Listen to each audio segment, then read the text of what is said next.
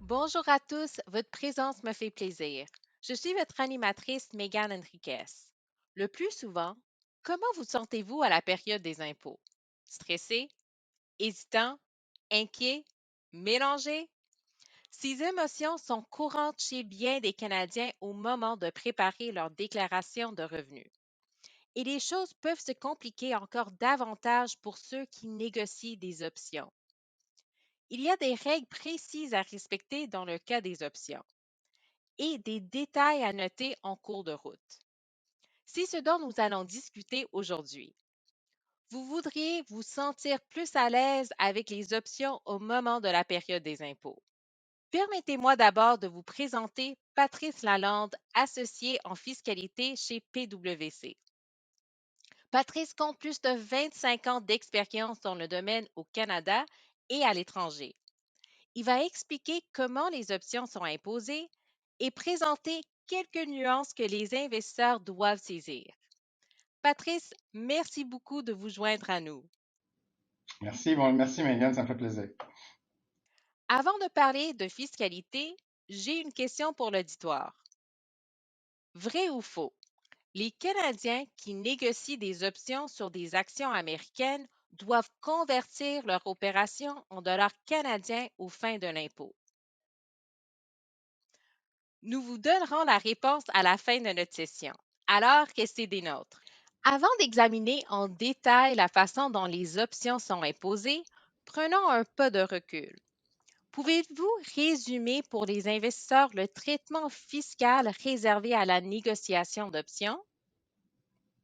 Certainement, Megan. Mais d'abord, je veux juste rappeler quelque chose. Naturellement, je vais essayer de donner les choses le plus clairement possible dans le cadre de ma présentation.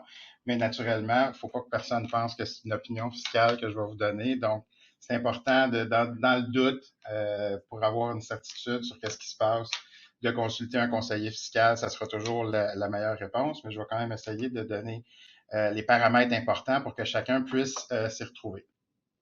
Donc, ceci étant dit, comment est-ce que des options peuvent être taxées? Essentiellement, donc, des options habituellement, ça va être donné généralement sur des actions. Et la règle de base, c'est que la taxation des options va suivre pour un investisseur donné le même traitement que ce qui aurait été réservé sur des transactions au niveau des actions. Donc, les gains ou les pertes peuvent être traités aux fins fiscales comme soit du revenu qu'on va dire du gain en capital, qui est ce que la plupart des investisseurs souhaitent réaliser, du moins dans un compte non enregistré, et du revenu qu'on va dire du revenu d'entreprise. Puis là, c'est un terme générique fiscal pour dire que ce n'est pas du gain en capital. Mais dans ce cas-là, donc, on pourrait considérer, et donc, le revenu d'entreprise imposé à 100%, contrairement au gain en capital qui entre dans le revenu seulement qu'à 50%. Puis aussi, quelque chose qui est important de savoir, c'est que s'il y a des pertes en capital, parce que naturellement, des fois, ça va moins bien, nos placements, on réalise des pertes. Donc, les pertes en capital, elles, ne sont utilisables qu'à l'encontre du gain en capital, donc soit n'importe quand dans le futur ou les trois années précédentes, alors qu'une perte d'entreprise, bien, c'est déductible contre n'importe quelle source de revenus de l'investisseur. Donc, c'est intéressant de réaliser du gain en capital, puis perte d'entreprise, mais naturellement, on ne peut pas jouer avec ça comme on veut. Donc, dans l'ensemble, c'est comme ça que les règles fonctionnent. Alors, que peuvent faire les négociateurs pour s'assurer que leurs revenus d'options soient traités comme des gains en capital et bénéficient du taux d'imposition moindre? Bon, ce qu'il faut savoir, c'est que la distinction, dans ce contexte-là, la distinction entre revenu d'entreprise puis gain en capital, c'est un des concepts qui fait couler beaucoup d'encre dans la communauté fiscale. Donc, il n'y a malheureusement pas de règle claire qui va permettre de décider un ou l'autre. Donc, à chaque fois, il faut s'en remettre aux faits, il faut s'en remettre à la situation. Il y a des situations faciles puis je vais y revenir, mais les critères que l'Agence du revenu va utiliser pour déterminer si un individu transige plus de façon de nature capitale ou de nature revenu d'entreprise, bien, on va regarder plusieurs critères, dont, par exemple, est-ce qu'un investisseur fait énormément de transactions ou il en fait peu? Est-ce que les actifs ou les investissements sont détenus pour une très courte période ou c'est plutôt du long terme? Quelle est l'expérience et les connaissances de l'investisseur des marchés financiers? Est-ce que, par ailleurs, ces transactions-là qui sont effectuées font partie de l'entreprise normale du contribuable ou de l'investisseur? Est-ce qu'il y a une partie substantielle du temps, de temps qui est consacré par l'investisseur à ces activités-là, à l'étude des marchés, puis à l'opportunité de faire ces placements-là? Est-ce que l'investisseur utilise du financement pour acheter les titres ou bien non, il utilise son propre capital? Donc, c'est tous des critères que l'agence va utiliser et qui, dans ce cas-là, va pencher vers des critères davantage ou va pencher vers un résultat davantage de nature revenu plutôt que gain capital.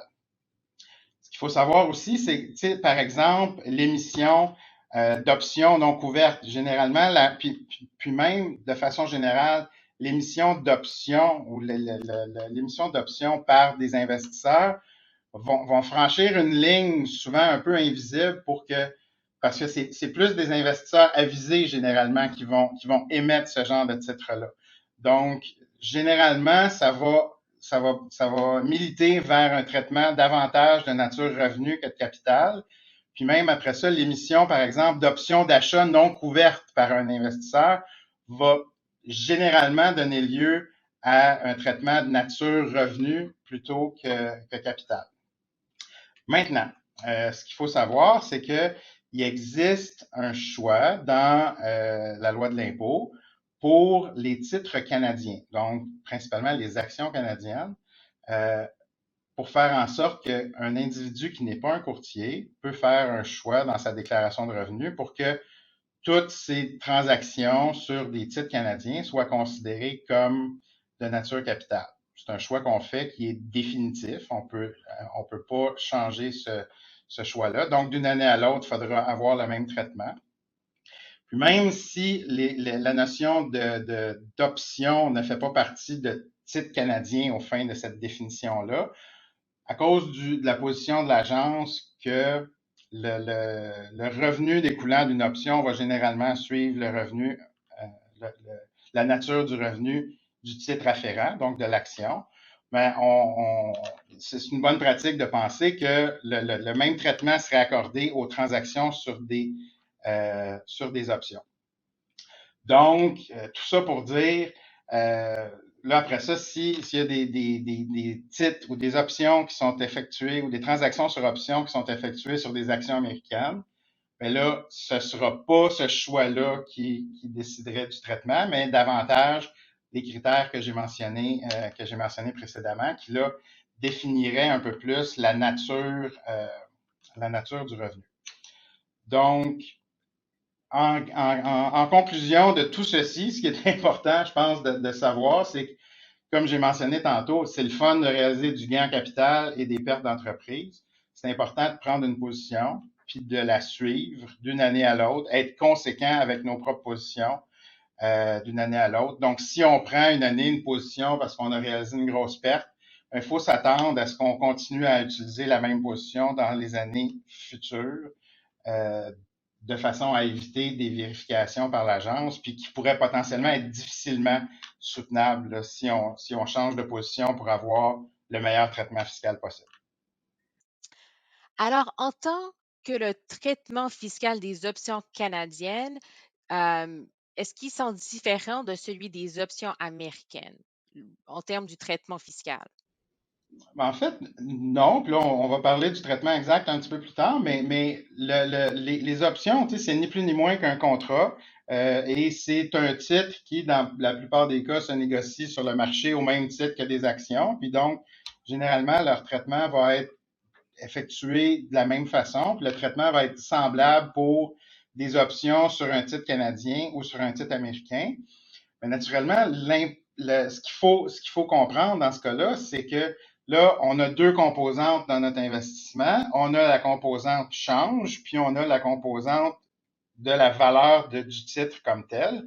Donc, au niveau canadien, un investisseur doit reporter ses revenus en devise canadienne. Donc, les montants qu'on va reporter dans la déclaration de revenus sont rapportés en devise canadienne. Donc, tout doit être converti. Donc, au niveau de l'achat, on convertit au moment de l'achat. Au moment de la vente ou de l'exercice, on convertit au moment de l'exercice, puis après ça, peut-être au moment de la vente. Donc, c'est important de retracer tout ça, puis de conserver les pièces, puis conserver les données pour un investisseur pour pouvoir suivre ces différentes étapes-là et être en mesure de déclarer correctement les bons montants dans sa déclaration de revenus. Puis naturellement, ce qu'il faut comprendre, c'est que une transaction qui peut être perdante au niveau du titre peut devenir gagnante à cause des effets de change et vice-versa. Donc ça ajoute un niveau de complexité au placement, mais ça, donc, la plupart des investisseurs qui nous écoutent sont probablement déjà au fait de ça, mais c'est important de comprendre que tout se passe en dollars canadiens quand on prépare la déclaration de revenus canadienne. Oui, je pense que c'est bien que vous l'avez précisé parce que pour la plupart du temps, quand on détient en dollars américains, puis on place nos ordres, ça reste en dollars américains, mais il faut aussi rapporter ce taux de change qu'on a utilisé pour les indices fiscaux. Exact. Alors, de nombreux Canadiens investissent dans des comptes enregistrés comme des comptes CELI ou REER. Quelles sont les règles régissant de la négociation d'options dans ces comptes et comment les négociateurs peuvent-ils les utiliser pour réduire l'impôt à payer?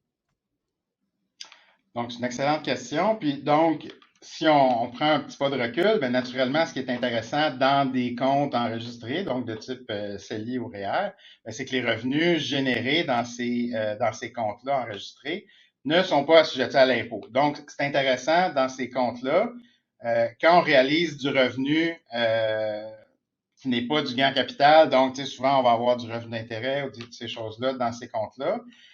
Donc, c'est important, ceci, c'est intéressant. Donc, ceci étant dit, je parlais tout à l'heure de l'émission, par exemple, d'options d'achat non couvertes par un investisseur. Donc, c'est le genre de pratique qui ne devrait pas être effectué dans un compte CELI ou REER. Ce qu'il faut comprendre, c'est que si on génère du revenu d'entreprise dans un REER ou dans un CELI, bien, ce revenu-là pourrait être assujetti à l'impôt. Puis si disons, dans des circonstances extrêmes, ça pourrait même causer peut-être le désenregistrement du régime. Donc, il faut faire très attention. Donc, une bonne pratique, c'est probablement de transiger sur des achats de titres d'options, donc des achats d'options, soit d'achat ou de vente, mais d'éviter d'en écrire ou d'en émettre. Parce que là, à ce moment-là, ou de vendre de ces titres-là, si je peux m'exprimer ici, parce que déjà, ça devient plus risqué au niveau de la nature du revenu, mais c'est sûr que s'il y en a peu, s'il n'y en a pas beaucoup, donc ça peut peut-être se tolérer, mais l'émission d'options d'achat non couvertes à proscrire, donc parce que ça, disons que on pourrait s'attirer davantage de problèmes que d'autres choses, donc à éviter. Et peut-être juste une note à ajouter ici qu'avec les comptes et déplacements directs, on ne peut pas faire ce type de stratégie dans les comptes enregistrés. On peut seulement acheter des options d'achat et de vente et vendre des options couvertes, des options d'achat couvertes. Alors, l'Agence du revenu du Canada se méfie des pertes dites apparentes pour lesquelles un investisseur déclare une perte en capital sur la vente d'un placement qu'il rachète peu après. Comment cette règle s'applique-t-elle aux opérations sur option et que peuvent faire les négociateurs pour éviter d'être pénalisés? OK. Donc, ce qu'il faut comprendre des règles de perte apparente, c'est que, comme tu l'as résumé, une perte apparente arrive si on fait une perte sur un titre et que dans la période de 30 jours avant ou 30 jours après, on a acquis le même titre. Donc, à ce moment-là, ce qui se passe, c'est que notre perte est une perte apparente, puis essentiellement, la perte n'est pas bonne aux fins fiscales.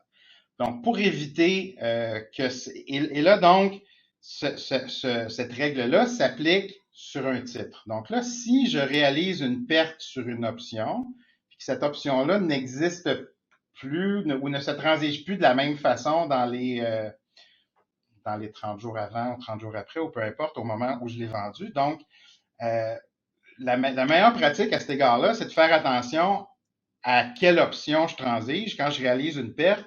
Si je réalise une perte sur une option puis que j'ai acheté la même ou que je rachète la même option dans la période 30 jours avant ou après, ces pertes-là, ces règles-là pourraient s'appliquer, mais il ne faut pas oublier qu'il faut que ça soit le même titre. Donc, si on parle d'une option avec un prix de levée de X, avec une durée donc, dans une période Y, il faudrait que ça soit le même titre pour que ces règles-là s'appliquent. Donc, je dirais, c'est moins fréquent que ça s'applique dans le contexte des options.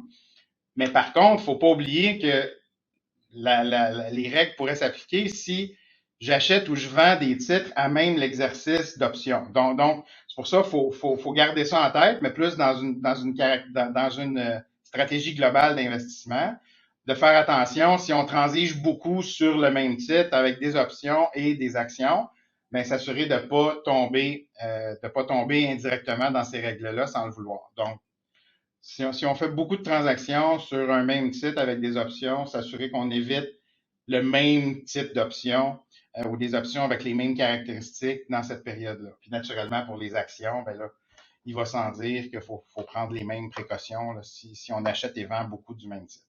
Alors, si tout ce qui était différent était la date d'expiration, est-ce que ça, c'est assez différent ou c'est semblable que ça pourrait être inclus comme Ben, apparent? si c'est pas le même titre, donc si c'est pas la même option, euh, ben, normalement, ces règles-là s'appliqueront pas. Donc, si par exemple, j'ai réalisé une perte sur une option d'achat à 3 $, puis qu'après ça, je rachète une option de vente à 4 $, je sais pas quoi, 20 jours plus tard, c'est pas nécessairement le même titre, là. Ah, Donc, c'est d'accord. sur le même titre sous-jacent, mais le bien sur lequel j'ai réalisé ma perte est différent. Donc, il y a une argumentation à faire de ce côté-là. Merci. Je pense que ça aide à clarifier. Alors là, entrant dans le vif du sujet, le traitement fiscal des options. Comment et quand un investisseur est-il imposé lorsqu'il achète une option d'achat ou de vente?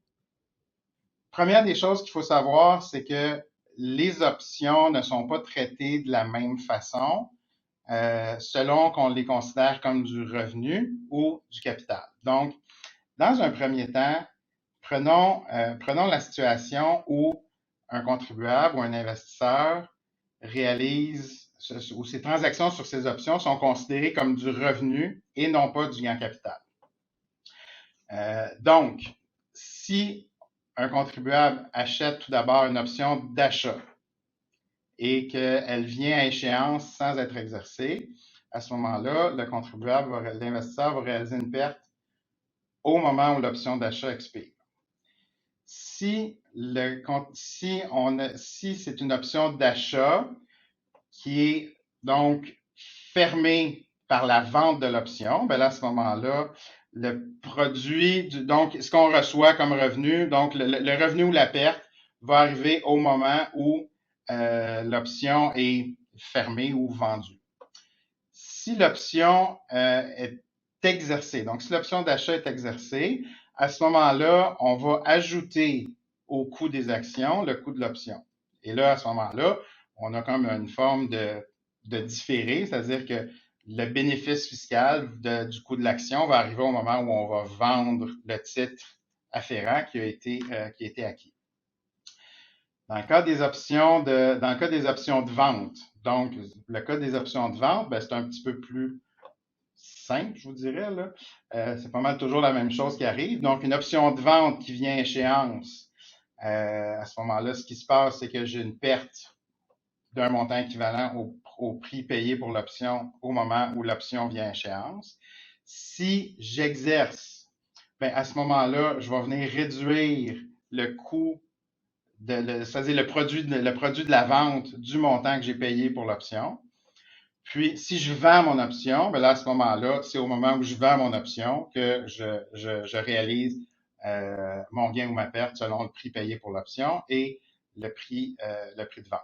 Donc, ça, c'est dans un contexte où les transactions sont déclarées de nature revenue par le contribuable.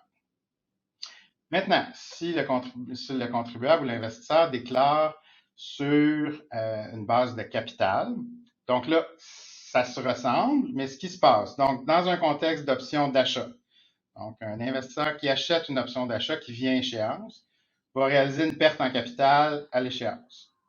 S'il a exercé ses options, ben à ce moment-là, le coût de l'option vient augmenter le coût du titre afférent. Là, ben à ce moment-là aussi, ça va essentiellement réduire le gain au moment où le contribuable va vendre les titres.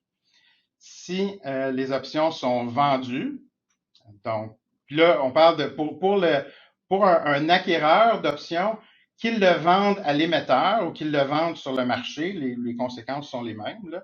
Donc, à ce moment-là, il va réaliser un gain ou une perte au moment où il va vendre l'option. Pour des options de vente de nature capitale, donc encore une fois, si elle vient à échéance, il y a une perte en capital à l'échéance. Si elles sont exercées, à ce moment-là, le coût de l'option vient réduire le prix de vente au moment où je vends les options.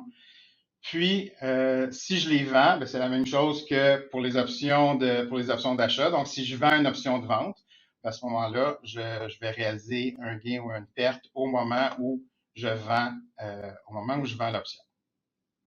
Alors, lorsqu'un investisseur vend une option d'achat ou de vente, comment et quand est-il imposé? Encore une fois, je vais faire un petit peu le même exercice que pour pour l'acheteur d'options.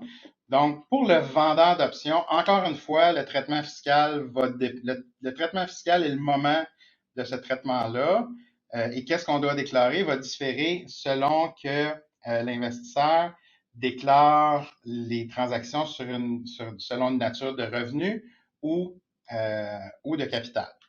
Donc, si l'investisseur déclare sur la base de revenus, donc de façon générale, je pense que c'est probablement la situation la plus simple. Donc, quand l'investisseur déclare sur une base de revenus, puis je vais prendre des exemples un par la suite, mais la transaction va donner, sauf dans un cas, toutes les transactions vont devenir taxables ou déductibles selon le moment où la transaction se ferme. Donc, par exemple, un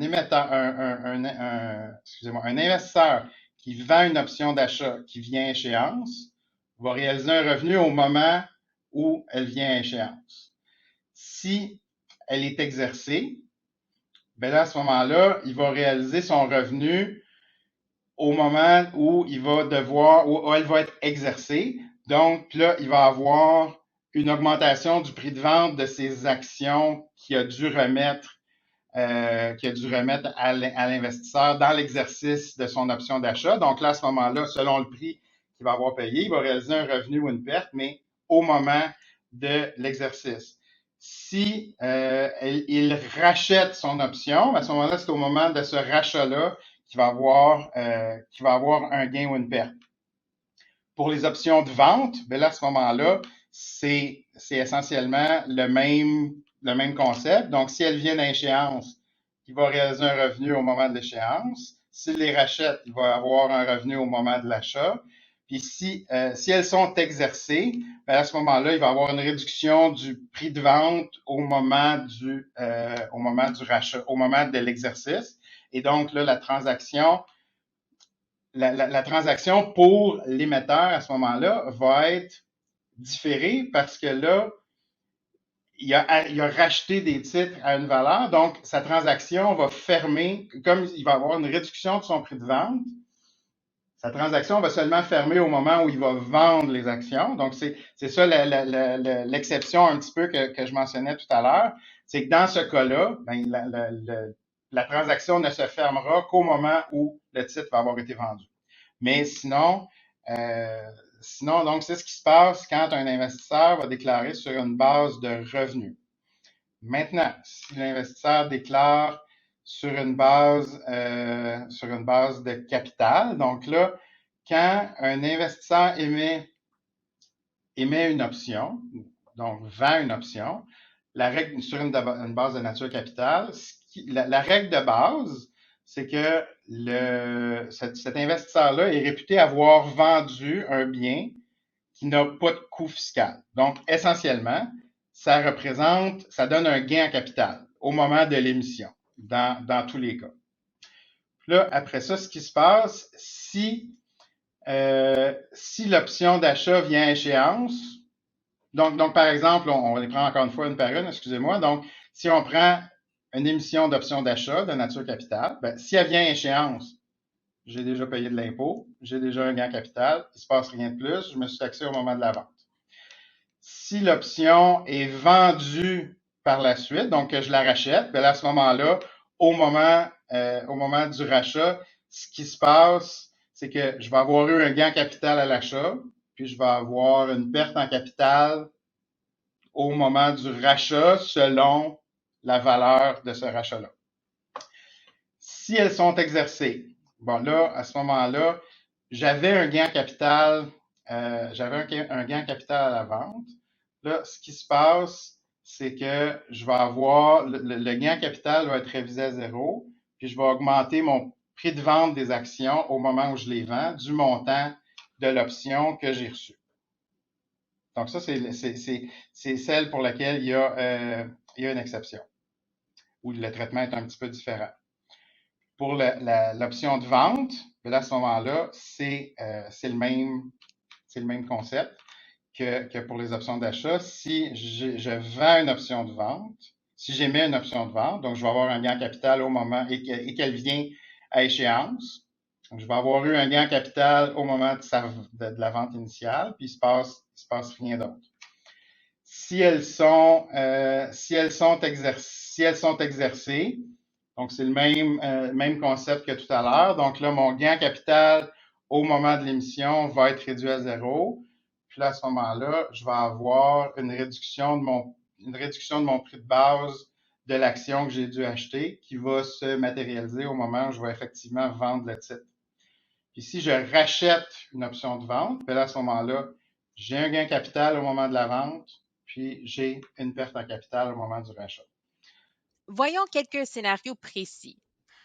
Si un investisseur vend une option d'achat couverte en échange d'une prime au cours d'une année fiscale, puis est assigné au contrat à l'année fiscale suivante, comment une opération sur option est-elle imposée si elle chevauche deux années fiscales? Bon. Fait que faut faire, dans une situation comme ça, là, s'il faut réviser, par exemple, à zéro un gain capital réalisé lors de l'émission d'un titre, puis qui va après ça se réaliser sur l'année subséquente, ce qu'il faut comprendre, c'est, donc, disons par exemple que l'investisseur a déjà produit sa déclaration de revenus pour l'année 1 au moment où il a émis les titres, puis que là, il doit reviser son gain capital de l'année 1 à cause que, par exemple, il y a eu un exercice de l'option l'année 2.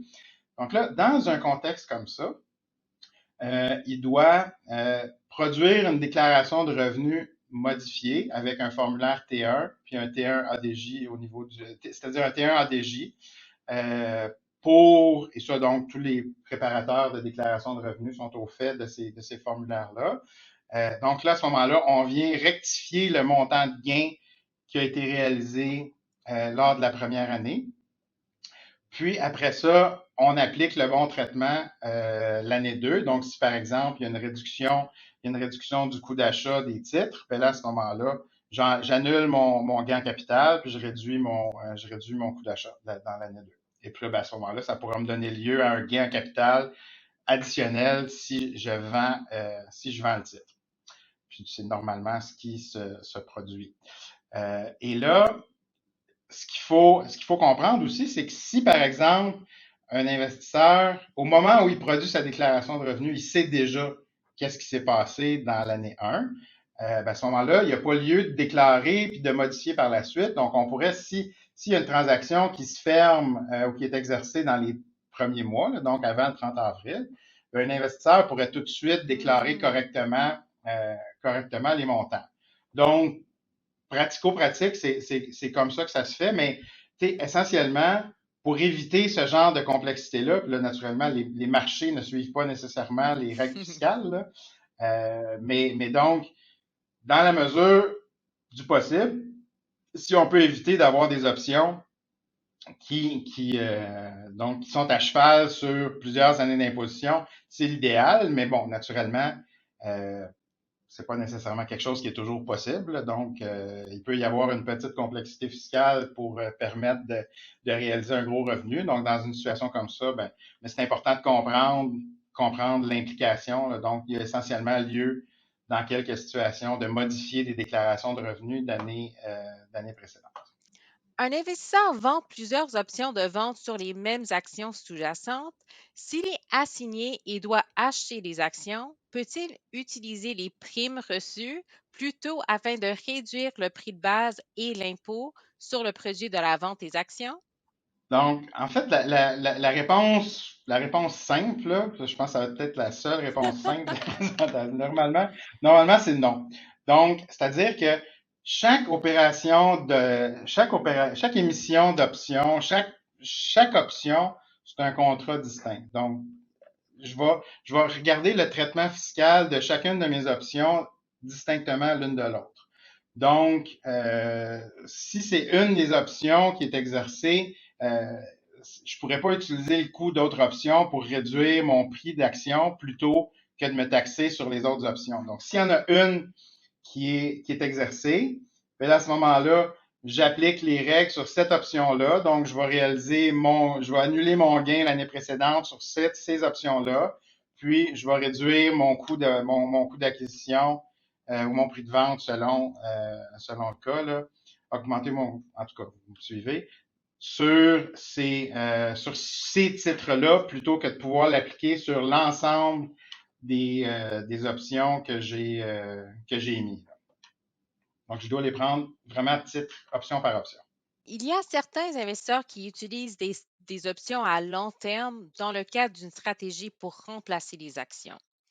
Si un investisseur achète une option d'achat à long terme au cours d'une année fiscale et qu'il la reporte sur l'année suivante, comment doit-il traiter l'opération à la période des impôts?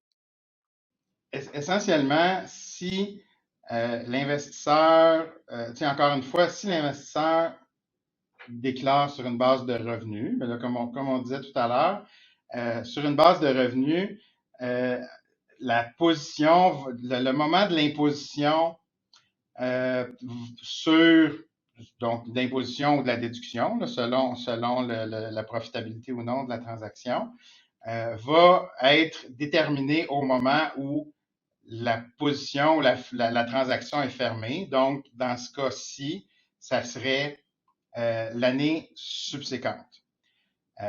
Donc, dans l'année 2, au niveau revenu, c'est là que tout se passerait, c'est au moment où la transaction ferme. Pour un vendeur qui déclare de nature capitale, bien là, à ce moment-là, comme je mentionnais précédemment, je vais avoir deux transactions. Je vais avoir une transaction de gain ou de perte, bien, généralement de gain en fait au moment de l'émission. Puis je vais avoir après ça un gain ou une perte, encore une fois, au moment où elle sera fermée lors de l'année subséquente. Donc là, à ce moment-là, je peux avoir une imposition sur les deux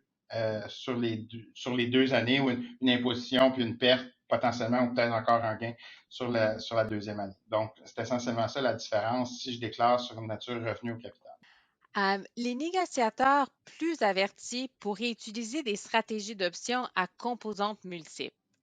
Chaque composante de l'opération serait-elle assujettie à l'impôt ou traitée comme un seul événement imposable? Au fin de l'impôt sur le revenu, là, encore une fois, un petit peu comme ce que je disais tout à l'heure, le fait que tout ça, ça soit imbriqué, puis généralement ça l'est pour les investisseurs avertis, leur stratégie va faire partie d'un tout plus, généralement plus important que juste des transactions distinctes. Mais aux fins fiscales, je déclare ça comme toutes des opérations distinctes. Je fais pas un tout avec tout ça. Donc, c'est vraiment chaque transaction doit être déclarée comme une transaction unique plutôt que comme une stratégie globale. Donc, ça n'a pas vraiment d'impact. Le fait qu'il y ait une stratégie d'investissement en arrière de tout ça, c'est déclaré de façon séparée. Alors, je pense qu'avec tout ça, ça serait mieux d'avoir comme un petit note de calcul pour chaque opération. Comme ça, on peut vraiment l'utiliser aux fins fiscales quand est venu le temps. Exact. Tu sais, dans le fond, une bonne pratique pour tout ça, c'est de s'assurer que, à titre d'investisseur, ben, qu'on garde un dossier précis de ce qu'on a fait. Donc, puis les options, encore plus. Donc, on monte un dossier avec la date, par exemple, la date d'achat d'un titre. Si c'est dans une devise étrangère, à ce moment-là, le taux de change applicable. Même, on peut avoir, par exemple, un screenshot ou un attachement dans un chiffrier Excel qu'on peut se monter, un attachement du relevé qu'on aura du courtier. Et par la suite, même, donc, avoir les autres transactions sur, donc, si c'est venu à expiration, ben, de le détailler. Si j'ai acheté un titre, fait que j'ai peut-être une option d'achat d'actions en devise américaine sur des actions américaines. Donc là, je vais tenir mon taux de change au moment où j'ai acheté l'option, mon taux de change, mon effet de change au moment où j'ai exercé mon option, ou parce que je peux avoir encore une fois un effet de change différent que la valorisation de mon titre. Puis là, à ce moment-là, de la même façon, quand j'ai vendu le titre, encore une fois, la date, le montant du règlement, le montant des frais, puis le taux de change applicable s'il y a lieu. Donc, d'avoir ces détails-là. Puis, plus détaillé que ça encore, pour, par exemple, un contribuable qui voudrait éviter de passer 2 semaines à fouiller dans ses boîtes si jamais il se fait poser des questions par l'agence, ben, de monter un dossier électronique avec tout le support. Donc, là, tout dépendant du volume de transaction, mais on peut attacher ces relevés-là dans un chiffrier Excel, dans un document où j'aurai l'ensemble des éléments de support qui justifient les montants que j'ai présentés dans une déclaration de revenus, de sorte que dans la situation malchanceuse où on était choisi par l'agence pour une vérification, à ce moment-là, on a tous les documents sous la main. Puis, le bonus dans tout ça, c'est que la personne qui prépare vos déclarations de revenus va potentiellement vous charger moins cher si tout est propre, tout est déjà déterminé, ou si toute l'information est là, plutôt que d'avoir à la chercher, parce que comme préparateur de déclaration de revenus, ben, la principale difficulté qu'on a souvent, c'est d'obtenir l'information complète. C'est pas nécessairement de savoir quoi faire avec, mais c'est beaucoup plus de l'obtenir puis d'avoir toutes les données qui est souvent compliqué. Merci beaucoup, Patrice, de nous avoir expliqué toutes ces règles fiscales. Comme bon nombre d'auditeurs l'auront compris, il peut être compliqué de gérer les opérations sur option. Je voulais vous montrer comment les cyberservices en courtier web peuvent vous faciliter la vie. Alors, en premier lieu, où est-ce qu'on va aller? C'est, on va regarder notre menu principal en haut à gauche. Juste à côté de notre logo TD, on va aller en dessous de Compte. Par la suite, en dessous de Info sur le compte, c'est notre dernière option, Document cyberservice. De là, vous allez avoir accès aux documents des derniers 7 années. Ici, dans Cyberservice, il y a plusieurs choix, entre autres nos relevés, les avis d'exécution et les documents fiscaux. Dans les documents fiscaux, vous pouvez regarder ou trier par les groupes de comptes et aussi par l'année d'imposition.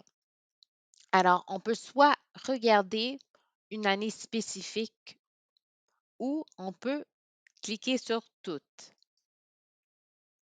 et par la suite cliquer Rechercher. De là, vous allez recevoir l'information dans votre trousse fiscale et le sommaire de votre revenu de placement. Vous avez simplement à télécharger le document. Alors, on peut soit cliquer sur l'année fiscale et ça va l'ouvrir ou l'autre choix que vous pouvez faire si vous voulez sauvegarder plusieurs documents à la fois, c'est à la droite, vous pouvez sélectionner jusqu'à 12 et par la suite télécharger. On a aussi d'autres ressources additionnelles pour la saison des taxes. Pour ça, où est-ce qu'on va aller? On va retourner dans notre menu principal. On va cette fois-là cliquer sur Apprendre qui nous mène à notre centre d'apprentissage. De là, on va consulter nos leçons vidéo. Ici, il y a plusieurs ressources disponibles, mais pour aujourd'hui, ce qu'on va faire, on va utiliser nos filtres pour trouver l'information plus facilement. Alors, on va aller à droite où est-ce qu'on voit nos filtres. Et de là, on va descendre jusqu'à temps qu'on voit comment investir. Et c'est notre dernière option, gestion fiscale, qu'on va appliquer les filtres. Et de là, on a plusieurs ressources comme nos webinaires, d'autres qu'on a eu dans le passé, aussi vos minutes sur les placements et aussi nos leçons. Alors, plusieurs ressources ici que vous pouvez regarder à votre temps. C'est pas tout. La dernière chose que je voulais vous montrer aujourd'hui, c'est nos FAQ. Alors, pour ça, on va retourner dans notre menu principal. On va encore une fois cliquer sur Compte juste à côté du logo TD. Cette fois-là, on va aller à notre troisième colonne qui est en libre service et on va trouver notre centre d'information fiscale. Alors ici, vous pouvez regarder les questions populaires qui ont été posées et comme ça, vous allez avoir accès à ces ressources-là en plus des autres ressources qu'on a pour vous. Et ceci conclut la section démonstration pour les incidences fiscales. La période de questions en direct de l'auditoire s'amorce dans un instant. Mais d'abord, voici la réponse à notre jeu questionnaire. À titre de rappel, la question était: vrai ou faux, les Canadiens qui négocient des options sur des actions américaines doivent convertir leur opération en dollars canadiens aux fins de l'impôt. Et Patrice avait répondu, mais la réponse était vraie. L'Agence du revenu du Canada exige que chaque opération soit convertie en dollars canadiens au taux de change en vigueur au moment de l'opération, tant pour l'achat que pour la vente initiale des options, ainsi que pour tout exercice ou assignation qui suit. Merci encore, Patrice, du temps accordé. Passons maintenant aux questions en direct.